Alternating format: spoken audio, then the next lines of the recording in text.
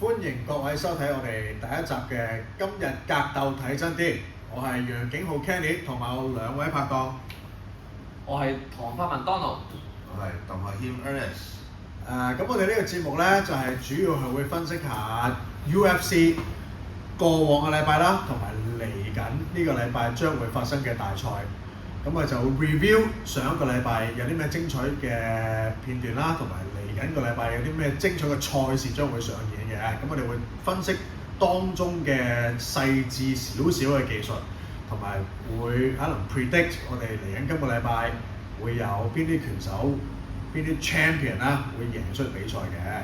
咁我哋首先 review 翻上個禮拜嘅 UFC 316啊，啲咩精彩賽事先啦，就係、Merab Dvalishvili 啦對 Sean O'Malley 贏咗啦 ，Round 3 submission， 同埋 co-main event Juliana Pena 對 Kayla Harrison 嘅，咁就係對 Round 2就呢個 Kimura 贏咗嘅。咁上一次係我同阿 Ern 講喎，咁阿 Ern 你記唔記得 Harrison 同 Pena 有啲咩最精彩嗰個片段係咩咧？最精彩就係我覺得有兩幕啦，就係、一幕就係 Pena 突然間唔記得咗啲 rules 係咩啦，跟住就 up kick 咗 Kayla Harrison。好似唔止一下，踢兩下踢中咗，佢預備踢第三下。係，跟住 Harrison 就開始咩事啊？跟住就個 ref 做得好，就扣咗佢一分。直接變得，其實佢已經輸咗個 round。係啊，10-8點啊。跟住就係 round 2個 submission 啦，which is 由一個 leg trip 落到呢個 half guard，跟住有呢個 arm triangle 嘅 attempt 啦，跟住就 climb 咗上去 north south 就慢慢好鬼鼠地咁樣立咗佢隻手做呢個 keep 落。係啦，因為我覺得咧，即係去到 clinch 嗰啲位咧，即係 judo 即係多數都係 clinch 啦 ，MMA 㗎嘛，好明顯睇得出Harrison 同 Pena 嗰個喺 even 喺 strength 上邊嗰個力量上邊嗰個分別係嘛？好容易啊 Kayla Harrison 就 trip 到 Pena。即係當然係當中含有好多技術啦，但係 strength 都係一個好大嘅呢個斷定性嘅一個 element。同埋我有少少覺得 Pena 係打緊啲好舊式嘅照節小技咯，即係落咗地就好 accept 佢中意喺背脊喺地下嘅 position。而家就冇乜點樣即係嘗試 scramble 起身。咁最後就係頭先講啦 ，Harrison 就即係差唔多 overpower 咗Pena，攞咗個 Kimura finish 咗。咁另外 main event Merab 對 O'Malley 第二日。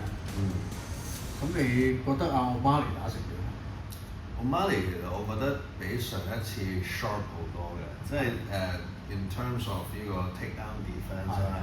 第一 round 嘅時候啦。係，喺呢個距離控制咧，我覺得都幾好嘅。但係即係可能打到第二 round 開始跌頭啦，跟住就都係好嘅地方啦。其實自己阿 Sean 喺呢個 press con 之後咧，都覺得Merab 係即係佢話哇，我覺得我同佢打佢係好 physical 啦，因為O'Malley 自己俾咗個 gold status Merab，he's the greatest of all time in the bantamweight division。咁嚟緊嘅即係 Merab O'Malley 之後咧，就應該係會由 Corey Sandhagen 去挑戰 Merab。係。咁個個人都話哇 Sandhagen 同O'Malley 咧完全係兩個唔同 style 嚟嘅。就話 Sandhagen 就 dynamic 好多，同埋佢喺地上邊咧，即係我哋大家都 expect 咗 Merab， 好似 expect 咗 Merab 一定要帶 Sandhagen 落地咁啊。而Sandhagen 佢嗰啲 scramble 咧係強好多嘅，同埋 even 佢上一次對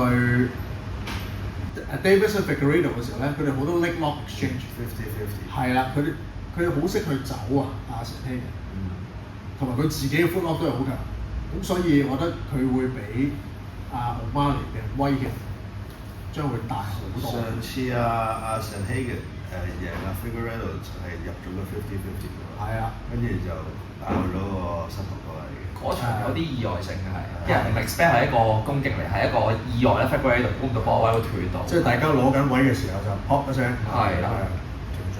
嚟緊 Corey Sandhagen 應該係會對 Merab 咧，將會非常精彩。咁我哋嚟緊呢個禮拜嘅就係 UFC Fight Night 啦，咁係由我兩位拍檔講，咁啊 Donald 或者 Aaron 可以我講先。Donald 講下，講下個 main card 先啦，就係前任冠軍啊 Kamaru Usman 對 Joanne Buckley 啊。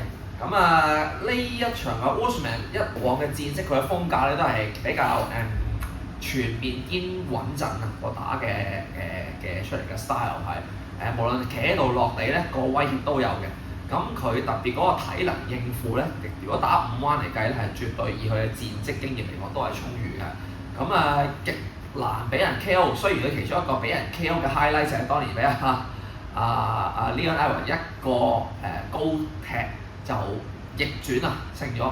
咁啊之後佢嘅表現咁跟住出過嚟再打咧，都保持到水準嘅，係啦。雖然又未係有好多贏翻嘅 record 住。咁呢一場佢面對嘅對手咧 Joaquin Buckley 咧，就係一個好有爆炸性嘅拳手，又係一個都係比較高攻喺 standing 嘅一個近嚟嘅拳手。咁佢其中一個 highlight 咧就係俾人捉到個中段踢，再凌空一個轉身踢啊，一個 highlight 啊，咁就令到佢聲名大噪啊。咁呢一場如果對呢兩張卡睇起上嚟咧，我覺得係有一個好強嘅矛同盾啦，我會認為係啦，一個好高防禦力嘅一個極高爆炸力嘅一個拳手。咁啊睇下兩方面嘅 game plan， 我覺得主要係喺 standing 嗰度會有一個好關鍵嘅因素，睇下企喺度邊一個。唔係最主要咧，因為大家都唔係好中意落地嘅。真呢個係，但係萬一落地就淨係 Usman 啦，都有方法應對到嘅。都中意踢㗎。係啊。假使今個禮拜如果對 Buckley 都仲係輸嘅話，佢而家都38歲啦，你覺得佢會唔會退休啊？以佢嘅體格、身體條件啦、狀態，我覺得都 OK 嘅，係即係佢冇乜大嘅傷患啊，記錄俾人見到啊，成日逼威差又冇啲咩特別情況。咁話講緊輸咗嘅話，我覺得有一樣嘢比較肯定就係佢就好難入到嗰個再爭腰帶嗰條隊咯。首先係可能做一啲會比較 cage keeper 啊，會俾翻啲新星啊，即係有啲 potential 做 champ 嘅人去打，好似 Gilbert Burns 咁樣呢啲咁嘅角色係啦。咁啊曾經係起碼有冠軍實力一線嘅。咁到佢哋老咗咧，其實如果佢哋仲繼續打咧，睇翻近年嚟 UFC 嘅安排咧，都係俾佢做啲守門員嘅，就係稱一稱開下罐頭，啲升咗上嚟嗰班人嗰班係啦。咁我如果係繼續打嘅話，我覺得佢好大機會去做呢一類型嘅角色。即係好似阿 Stephen Thompson 咁咯。係啦，有 ranking 嘅，咁就有 ranking 係 legend 嚟嘅。legend 嚟嘅。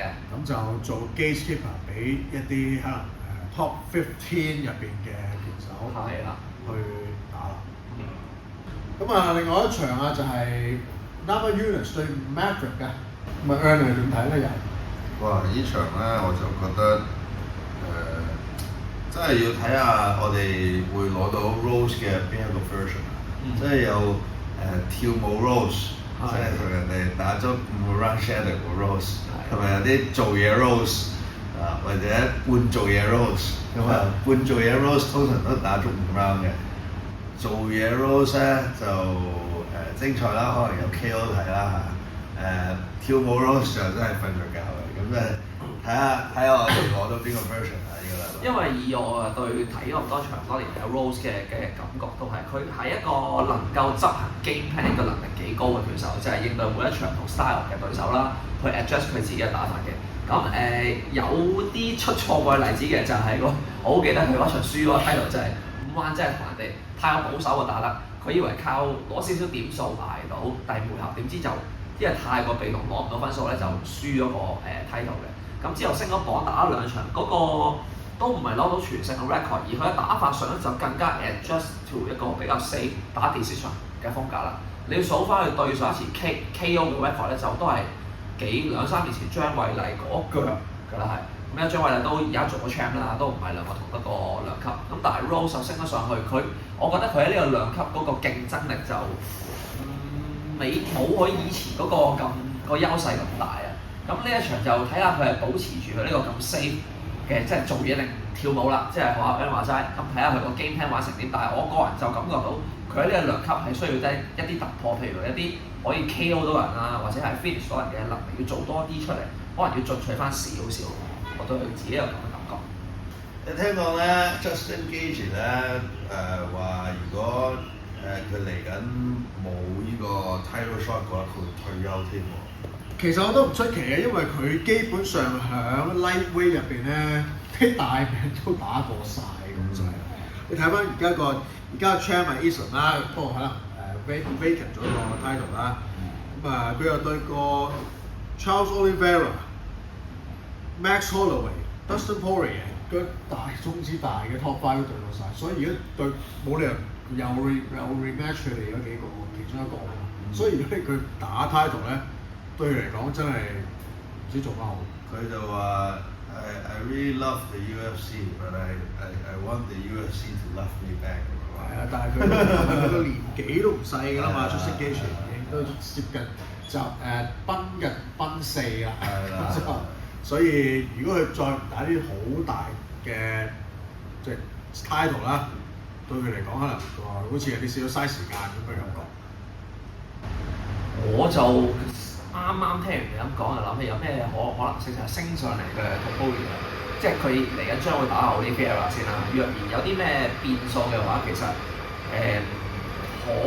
即係爭呢個人可以俾佢打下又係可以係一個 backup fighter 咯，係啦，可能最快就係好合理咯。因為如果萬一佢贏咗或者輸咗俾 Oliveira，我覺得輸咗，如果 Topuria 輸咗俾 Oliveira， 再俾 Justin Gaethje 去再炒多一場嘅話，嗰個話題性個流量都幾高係。因為阿 Gaethje 同埋 Topuria 咧都係同一種爆炸型 stand and bang 嘅 style。就唔會喺度磨啊攞點數啊，攞下 clinch 啊喺地下喺度 hold 下你攞個 control time 俾你，大家都係企喺度 toe to toe，即係是但一個會被 knock out。講開 Ilia Topuria， 有冇睇佢最近同即係喺啲 IG 度講話佢掂到 Oliveira 嘅 chin， 佢嘅 chin 就 explode， 掂就會爛㗎啦。佢真係對佢嗰個 power 有好大信心。咁當然唔係佢即係佢一定喺 gym 入邊同好多唔同嘅70 kilo， 即係 walk around 80啦起碼嘅人有 sparring 嘅。咁所以喺 sparring 入邊 knock down 個對手。我覺得絕對係合理，所以佢先有嗰個信心去講得出呢番説話。睇翻戰績都係啊，佢嗰個純 boxing style 嘅前得 under， 再右左手 overhand 都係好恐怖嘅 signature 嚟嘅，其實係都搞掂咗幾個人㗎啦。佢呢種打法咧係完全將佢哋個 body weight 咧放晒喺佢嘅拳後邊，基本上佢個拳嘅力咧就唔係單止嘅手臂，係佢成個70幾80 kilo 揼過嚟 walk around 嘅人啊！多謝各位觀眾收睇我哋今日第一集嘅今日格鬥睇真啲啦。咁今個禮拜嘅 UFC Fight Night Kamaru Usman 對 Joaquin Buckley 就將會有我嘅拍檔同埋 Ernest 同埋麥當勞。咁就係 Now Sports 680台，今個禮拜日上晝10點鐘啊！大家記住夾實嗰陣時，同埋我哋嘅 channel subscribe、comment。同埋 share 同埋 like。